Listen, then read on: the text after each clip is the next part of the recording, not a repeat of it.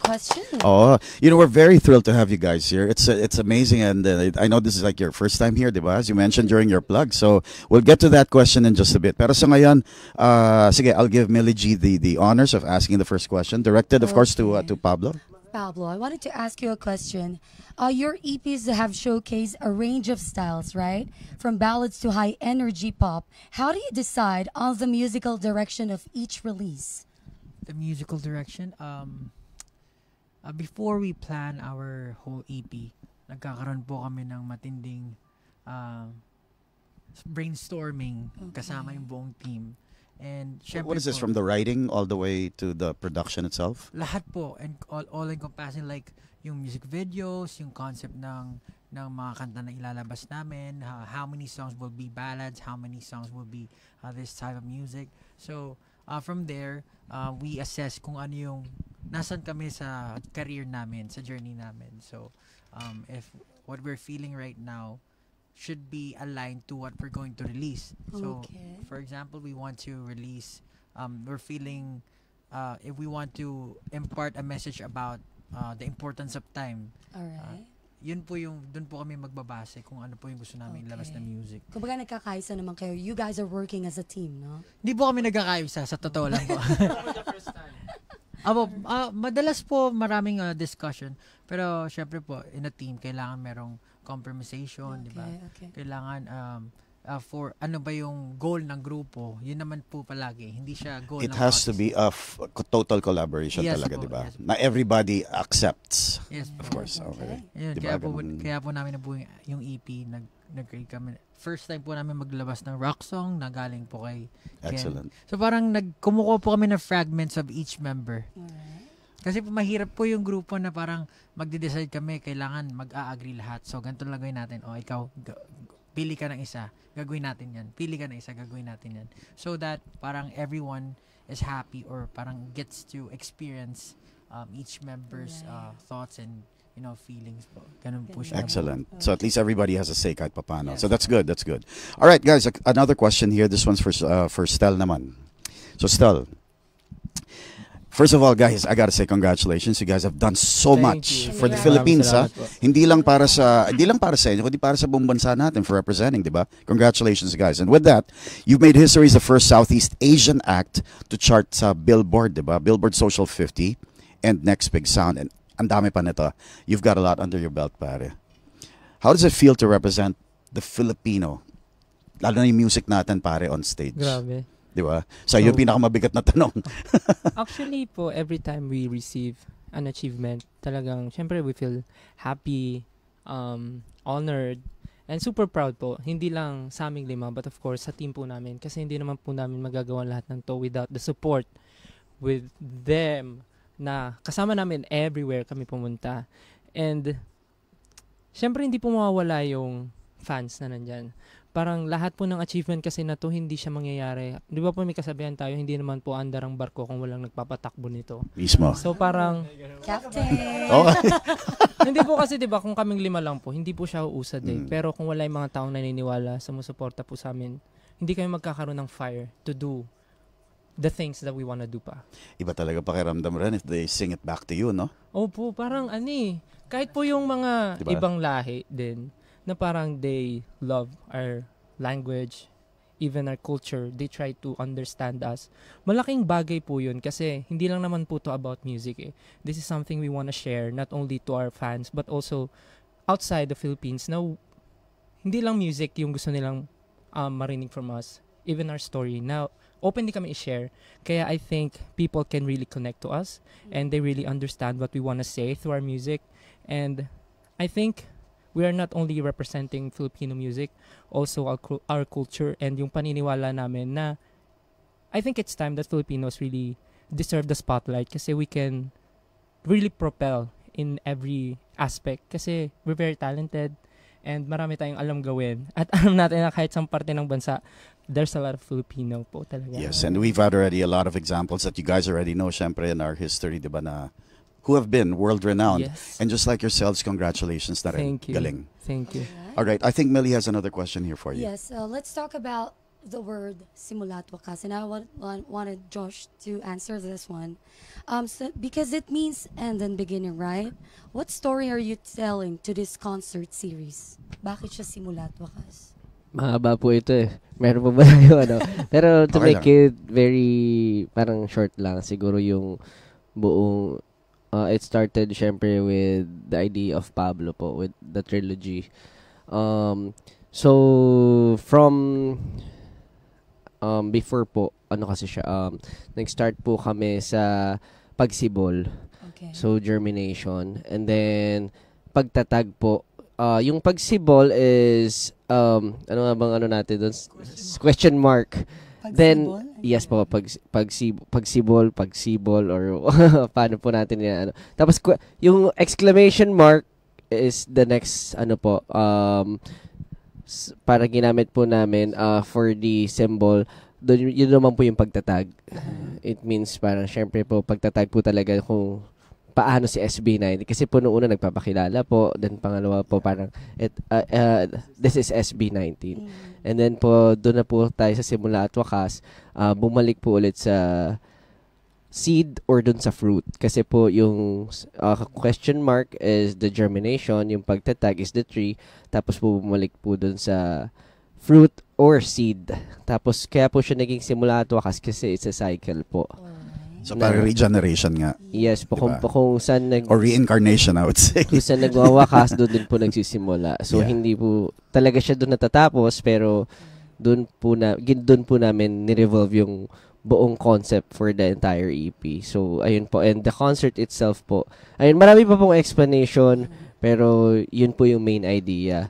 Okay. Thank you. Sige. Thank you, Josh. Okay, guys, break muna tayo sa ating classroom recitation, ha? Ito muna tayo, kwentuhan muna tayo. So, kwentuhan nyo naman kami. Like, what are the most memorable moments nyo sa current world tour? Okay, of course, excluding Doha, dahil you're just experiencing it now. This is for everybody. Ano yung mga naaalala nyo na you know, during your tours? Kahit yun sa Pilipinas, or sa, ano ba yung tumatak sa inyo na experience or siguro something that nag-impact sa'yo? Personally. Sino sasagot? Diba? That's something. Sige, kahit sino. Anybody can answer. Siguro po kasi other than the concert itself, generally yung tour namin since the beginning, the first one, Wayat, Pagtatag, and right now, yung mga experience namin na makapag-tour, makapunta sa ibang bansa. Siguro po like one is the first time we've been to Good Day New York.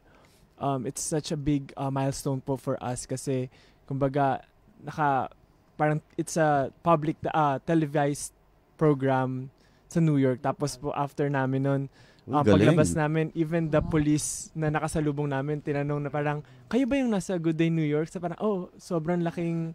Yeah. Yun na nakakagulat.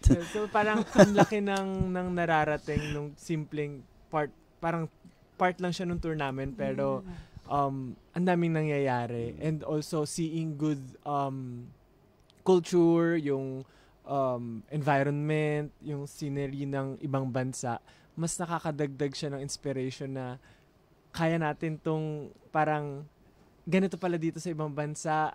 It's sobrang ganda, and we know na parang soon sa Pilipinas, maging ganito rin siya, pupuntahan din siya ng maraming tao. Parang ganun po, nai-inspire kami seeing those things. So, ayun po, generally, yun, ibang yung view, yung experience namin other than the concert itself. Nice. Okay. Well, speaking of concerts, since concert na nila niyan tomorrow, what fans can expect from your performance tomorrow at the Qatar National Convention Center? Can you answer that? I think sa lahat po ng performance namin napanood na ng mga fans.